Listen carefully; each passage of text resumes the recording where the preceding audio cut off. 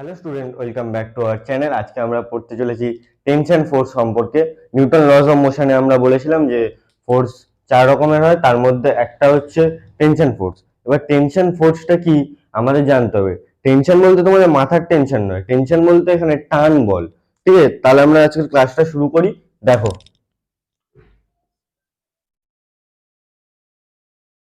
Tension force, tension force এর বাংলা কথা কি বললাম? টান বল। এবার টেনশন ফোর্সটা কি কি উদাহরণ হতে পারে? ধরো তোমার হাতে একটা ব্যাগ ঝোলানো, এবার ওই যে ব্যাগের উপরে যে হাতলটা থাকে, হাতলের উপরে যে চাপ বা যে ফোর্সটা কাজ করছে বা যে বলটা কাজ করছে, বা তুমি ধরো তুমি কোনো জিনিস, কোনো একটা বস্তুকে দড়ি দিয়ে ঝুলিয়ে রেখেছে, এবার ওই সুতোতে যে টানটা কাজ করছে ওটাই হচ্ছে টেনশন ফোর্স। আর সবসময় মাথায় রাখতে হবে দুটো পয়েন্ট। সেই দুটো পয়েন্ট কি? ফার্স্ট পয়েন্ট, টেনশন ফোর্স সব সময় বস্তু থেকে বাইরে কাজ করে। ঠিক আছে, এবার তোমরা জিজ্ঞেস করবে বস্তু থেকে বাইরে কাজ করে কথার অর্থটা কি। তাই চলো আমরা একটা এক্সাম্পল দিয়ে বুঝে নিই। ভাবো তোমার কাছে একটা বস্তু আছে, ঠিক আছে, যার ভর হচ্ছে এম। ঠিক আছে, এবার ভাবো এখানে একটা দেওয়াল বা কিছু একটা আছে, সেখান থেকে একটা দড়ি দিয়ে বস্তুটাকে ঝোলানো। বুঝলাম। এবার যে বস্তুটাকে যে দড়ি দিয়ে ঝোলানো, এবার টেনশন ফোর্সটা কোথায় কাজ করবে? বস্তুর মধ্যে? অবশ্যই না। আমরা কি বললাম? টেনশন ফোর্স বস্তু থেকে বাইরের দিকে কাজ করে, মানে টেনশন ফোর্সটা এখানে কাজ করবে, এই দিকে, এই দিকে। ঠিক আছে, এবার অনেকে প্রশ্ন করবে যদি এরকম ভাবে ঝোলানো থাকতো তাহলে। এবার প্রথমে দেখো, প্রথমে আমরা এই ব্লকটাকে নিচ্ছি, এই প্রথম ব্লকটাকে। এবার দেখো কোন দিকে কাজ করবে টেনশন ফোর্স? বস্তু থেকে বাইরের দিকে, বাইরের দিকে। আবার এই ব্লকটার জন্য কোন দিকে হবে? বস্তু থেকে বাইরের দিকে। আর এই যে এই দুটো টেনশন ফোর্স, ঠিক আছে, দুটোই তো সমান হবে, কারণ কি একই দড়িতে কাজ করছে, দুটো বল, অবশ্যই সমান হওয়া দরকার। এবার দেখো এটাকে একটু আমরা সিম্পলিফাই করি। এবার ভাবো এই যে এম ভরের বস্তুটা, তাকে একটা পৃথিবীর একটা ফোর্স দিয়ে টানছে, সেটা কি? এম ইন্টু জি, মানে এম জি। জি মানে কি? অভিকর্ষজ ত্বরণ, যার মান কি জানি আমরা?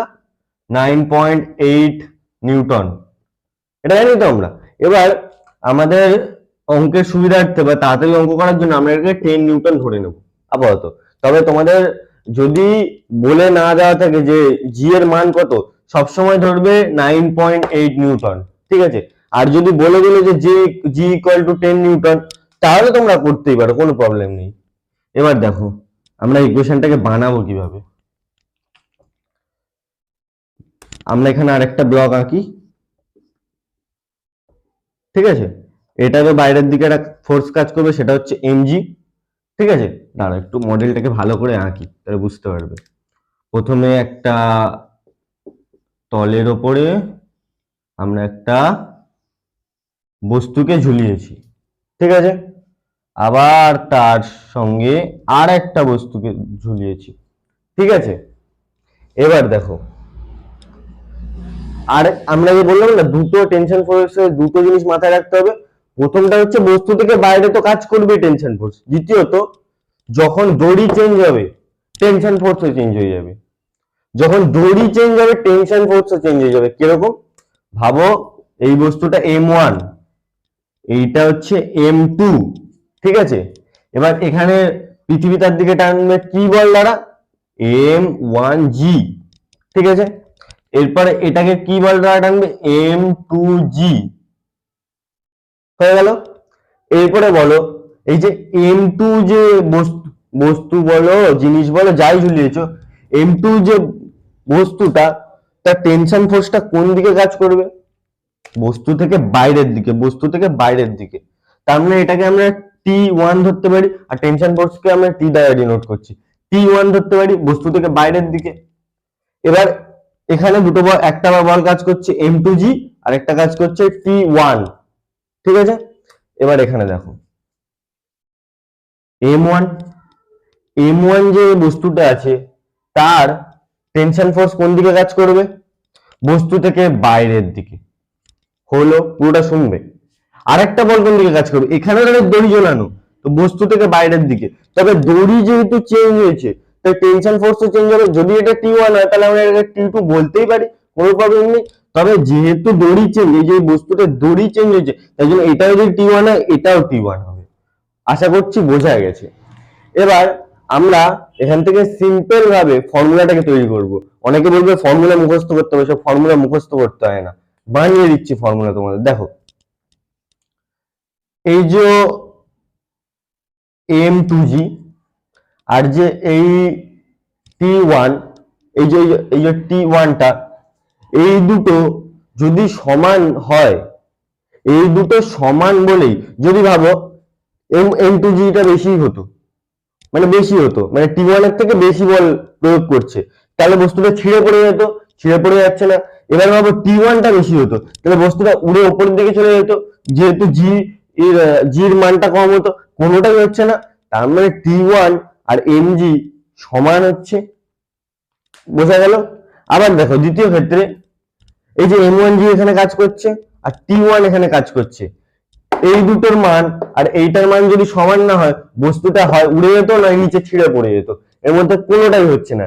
এবার আমরা যাবো ফর্মুলার দিকে। আমরা বস্তুর ভর কিভাবে বার করে আমরা জানতাম? বস্তুর মাস m ইন্টু জি, তার মানে ওয়েট, সেটা তার ওয়েট, ঠিক আছে।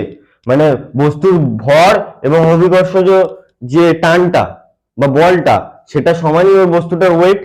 এবার দেখো এই যে আমরা যে জিনিসটাই গেছিলাম ওটাই আঁকবো। এখানে আমরা এটার নাম দিলাম M1, না একটু বড় করে আঁকি, নামটা পরে দেব। এই একটা বস্তু, এই একটা বস্তু, দুটো বস্তু হলো। এবার আমরা যদি এই বস্তুকে এই বস্তুর তাহলে আমরা কি বললাম যে এর ভর কত হবে, মানে ওয়েটটা কত হবে? এম মানে মাস ইন্টু জি, মানে জি মানে অভিকর্ষজ ত্বরণ। তাহলে কি হচ্ছে দেখো, এটার নাম যদি M1 দিই, তাহলে এর সঙ্গে এর ভর কি হবে? ইন্টু জি, মানে M1G। আর এটা কি হবে? M2G, মানে যেটাকে আমরা নিচে দেখিয়েছিলাম না, ওটাকেই এর মধ্যে লিখছি। এবার আমাদের টেনশন ফোর্সটা বার করতে হবে। টেনশন ফোর্সটা কোথায়? বস্তু থেকে বাইরের দিকে, বস্তু থেকে বাইরের দিকে টেনশন ফোর্স T1, বস্তু থেকে বাইরের দিকে টেনশন ফোর্স T1। দড়ি একই থাকলে টেনশন ফোর্স সেম থাকবে, আর দড়ি চেঞ্জ হলে টেনশন ফোর্স চেঞ্জ হয়ে যাবে। আবার কি, বস্তু থেকে বাইরের দিকে ফোর্স T2। তাহলে আমরা এখান থেকে একটা ইকুয়েশন বার করতেই পারি। এখানে বাচ্চারা করে দেবে ইকুয়েশনটা, দেখো এই যে এই M2G, এটা সমান যদি T1 না হতো, এখানে দুটো জিনিস ঘটতে পারতো। হয় M2G টা, মানে এই বস্তুটা যদি ভর বেশি হতো, টেনশন ফোর্স যদি কম হতো, বস্তুটা ছেড়ে পড়তো। আর যদি M2G মানে বস্তুর ভর কম হতো আর টেনশন ফোর্স বেশি হতো, উড়িয়ে নিয়ে চলে যেত। তার মানে দুটো সমান। তার মানে আমরা তো এটা লিখতে পারি যে T1, মানে এই যে T1 ইকুয়াল টু M2G লিখতে পারি। আবার এখানে কি লিখতে পারি? এই দেখো, এখানে একটা ফোর্স কাজ করছে M1G আর এখানে একটা ফোর্স কাজ করছে T1। এই দুটোর ফোর্স যা, বা এটা এই দুটো যা বল প্রয়োগ করছে, এই T2টা একা বল প্রয়োগ করছে। তার মানে আমরা এটা লিখতে পারি যে T1 plus M1G equal to T2 লিখতে পারি। তো এইটা হচ্ছে আমাদের বেসিক ফর্মুলা। এবার তোমরা এটাকে ঘুরিয়েও লিখতে পারো, দেখো T2 equal to M1G plus T1, এটা লিখতেই পারি আমরা। আর এই শুধু এইটুকু কনসেপ্ট দিয়ে আমরা পুরো টেনশন ফোর্স নড়িয়ে রেখে দেবো। দেখো তোমরা, এবার আমরা একটা সাঁতরার বই থেকে একটা কোশ্চেন তুলবো, ঠিক আছে? কোশ্চেনটা কেমন দেখা যাক, চলো। তাহলে আমরা অঙ্কটা টুকে নিই। টুকে নিই বলতে আমরা হয়তো পুরো লেখালেখি করে টুকবো না, তোমরা লিখে নিও, ঠিক আছে? আমি খালি অঙ্কটা করে দিচ্ছি।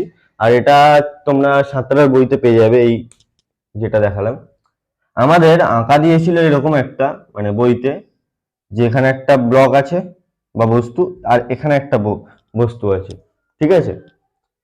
এবার যাই দিক না কেন আঁকাতে, আমরা আগে নিজেদের মতন বানাবো জিনিসটা। বলছে বস্তুর যে ভর আছে মানে M into G, M G, এই প্রথম বস্তুটার জন্য মানে এম ওয়ান জি, মানে M one G equal to 6 kg. ঠিক আছে, মেনে নিলাম, কোনো প্রবলেম নেই। আর এই যে এম টু জি আছে, এটা বলে দিয়েছে 2 কেজি, এটাও মেনে নিলাম।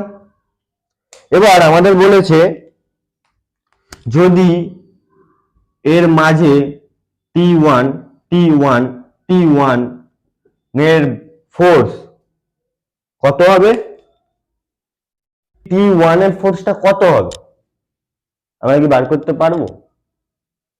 তোমরা বলো, আমরা কি বার করতে পারবো? অবশ্যই পারবো, কেন পারবো না।